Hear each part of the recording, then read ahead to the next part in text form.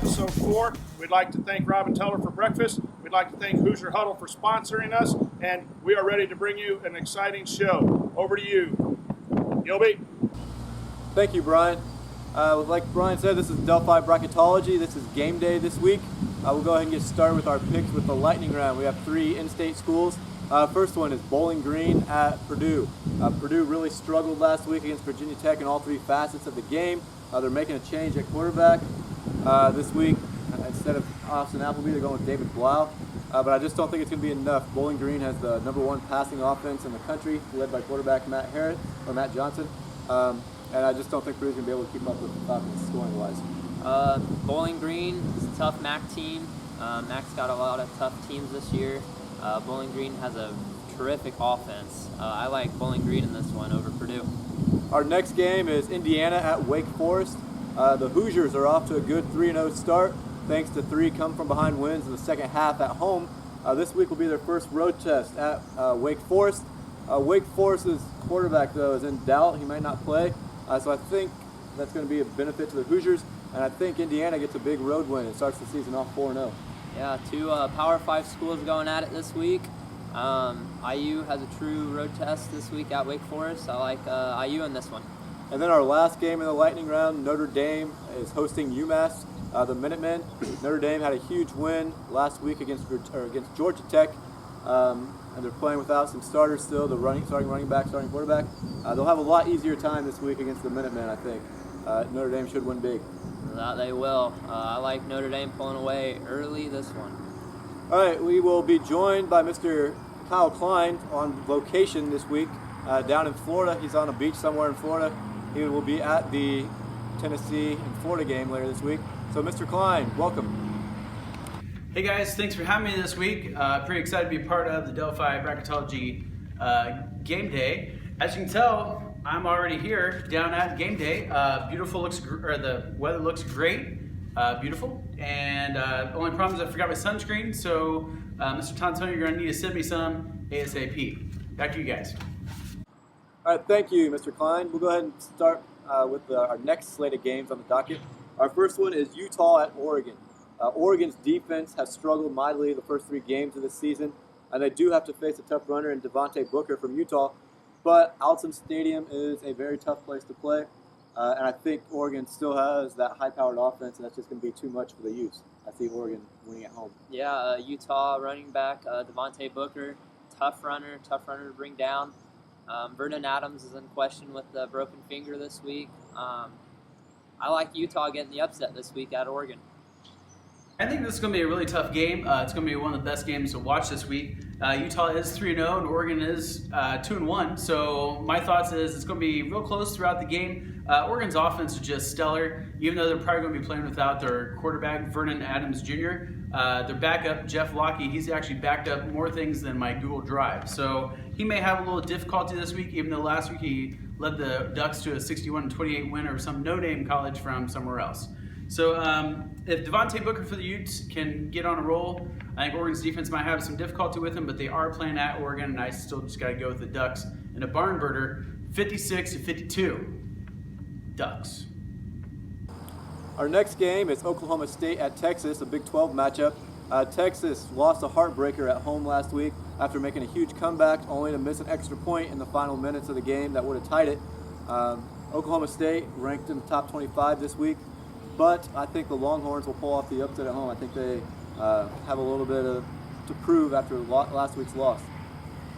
Mason Rudolph coming into the season was considered one of the best quarterbacks in the Big 12, a potential dark horse for the Heisman. I like Oklahoma State beating Texas at Texas this week. Oklahoma State's 3-0. Texas is 1-2, one of the poorest starts under the Charlie Strong era and maybe any Texas era. Oklahoma State's actually coming off a 69-14 win over San Antonio, University of Texas San Antonio, UTSA, something along those lines. They averaged 42 points and only give up 11.7. That's pretty stellar defense. Texas actually scores 30 and gives up more. They give up 37 points. They came off of a 1-point loss to Cal last week off of a missed extra point. Not sure who does that anymore these days, but they do. So I got to go. I got to go with Oklahoma State. I just think they're going to run the ball all over Texas, and Texas just isn't going to be able to keep up. All right, and our last game of this round is a big one, UCLA at Arizona. College game day is in Tucson this weekend for the game, so the Wildcat fans will be excited. The Wildcats may also get the return of star linebacker Scooby Wright. If he does return, that will really boost that Arizona defense against a very good UCLA team led by the freshman quarterback, Josh Rosenhall. So I believe if they do get Scooby Wright back, I feel like the Wildcats an upset. If they don't have Scooby Wright, I think UCLA will be too much. Scooby Wright or no, I think UCLA's offense is too much for the Wildcats. Arizona's offense won't be able to keep up with Josh Rosen. I like UCLA. I have to go with the Wildcats. I mean, they have a high-flying offense that's averaging 54 points a game. UCLA is averaging 33. Now, UCLA does have a pretty stellar defense that's only giving up 14 points a game. I guess that little cameo by Diddy earlier in the preseason and the whole kettlebell incident might have helped shape up the defense for the Bruins. This is going to be college game day, and if I had $61 and $43 for a ticket, I would probably end up and actually head out there to Arizona because it's going to be a stellar game with two great teams. I still got to go with the home team here. I hate to go against the Bruins because that was my alma mater in high school, Blackford Bruins. So I'm going to go with the Wildcats, and it's probably going to be a pretty solid game. We'll say maybe 32-27.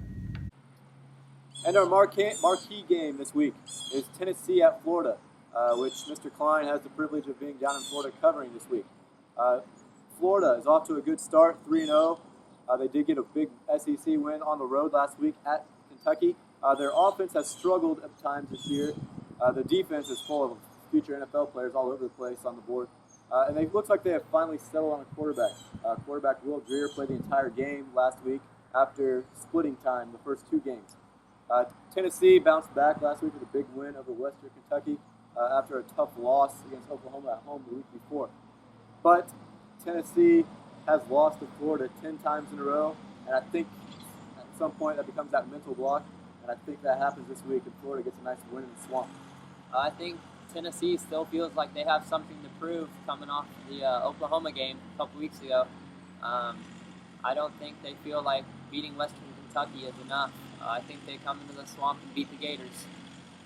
All right, last game we got Tennessee versus Florida here. And I'm thinking that Tennessee is probably the more talented team. Their only loss this year for their 2-1 season is a fourth quarter collapse against Oklahoma Sooners when they had a 17-point lead earlier in the game and then just kept losing it throughout the fourth quarter.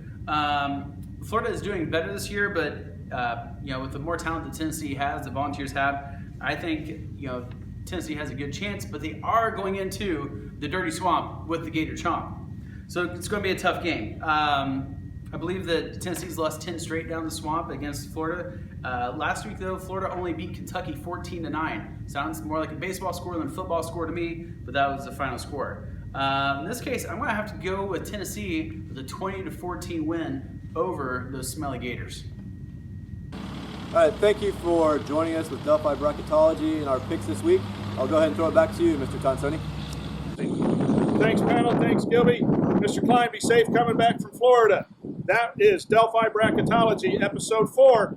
We're always looking for suggestions. We want some people standing behind us and signs and everything. Let us know how you feel. Enjoy your college football Saturday.